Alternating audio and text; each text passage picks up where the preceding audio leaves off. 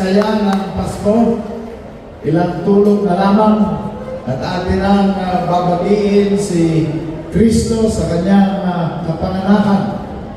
At dito sa lungsod ng Maynila ay lalong nadarama ang kasiyahan dahil sumasariwa na muli ang hangin, dumadaloy ang trapiko, maayos ang kapaligiran dahil meron tayo isang punong lungsod na talagang ang puso at isipan ay nakatungo sa kagalingan ng mga mamamayan ng Maynila. Palakpakan natin si Mayor Yorme Isko Moreno.